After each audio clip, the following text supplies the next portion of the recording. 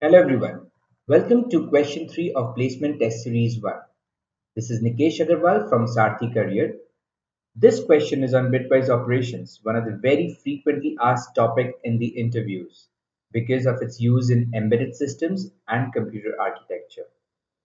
Now to understand this question, we will take base 10, a decimal number because we are familiar with base 10 numbers.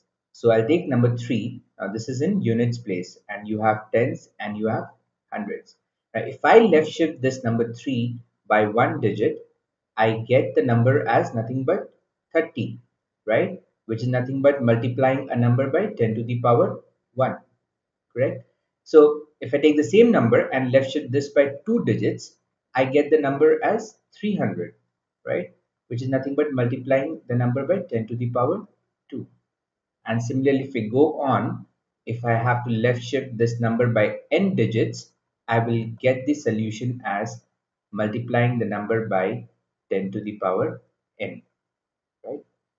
So, but in C programming, we do not have anything to left shift digits of a decimal number, but we do have something for bitwise, the bits of a number.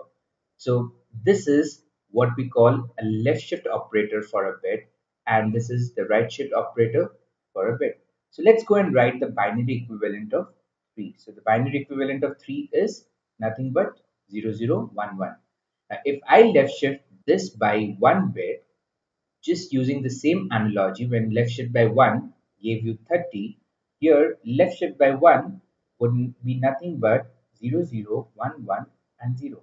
And if you convert this into decimal, you will see that you will get 6 in base 10. So basically left shift by 1 is nothing but multiplying a number by 2 to the power 1.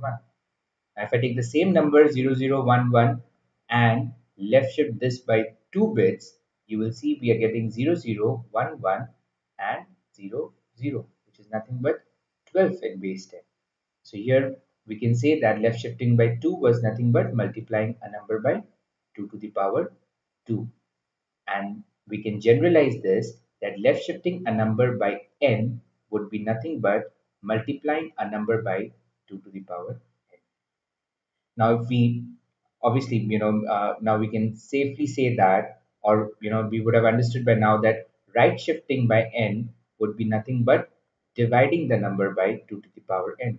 You can see it very clearly from here. If I say 30 right shifted by one digit, we will get the number back 3, which is nothing but dividing by number by 10.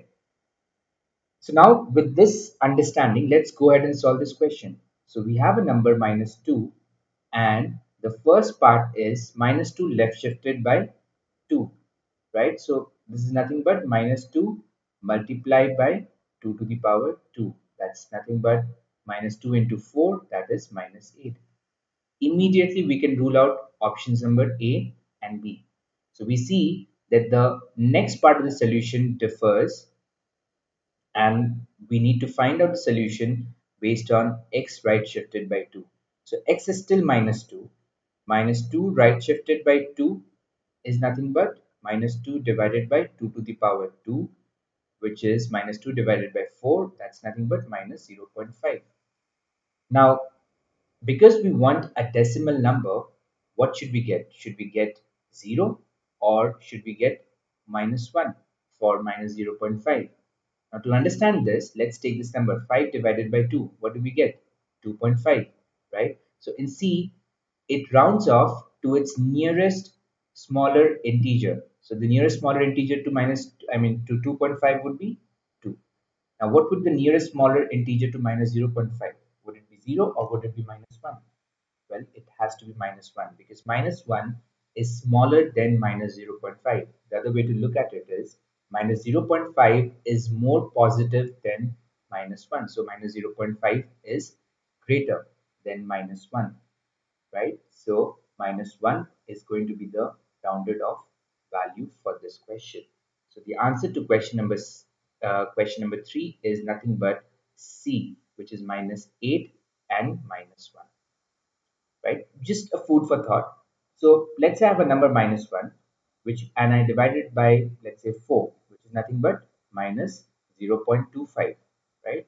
So what was the solution for this question? it will still be minus 1 because minus 1 is still smaller than minus 0.525. And if I do minus 1 divided by 100, you will see that it is nothing but minus 0.01. And the solution for this, I mean the integer rounded off value for this is still minus 1. So no matter minus 1, if you divide by any number, maybe it might be 1000, it might be 10,000, the answer is always going to be minus 1. And for this, we will look at the solution 2, which will go into the in-depth of how the binary is of a number is manipulated, and from there you can figure out why dividing the number minus 1 by any number still gives you the answer as minus 1. Thank you guys. If you like the video, please subscribe and please leave comments below if you have any doubts or if you have any suggestions for us.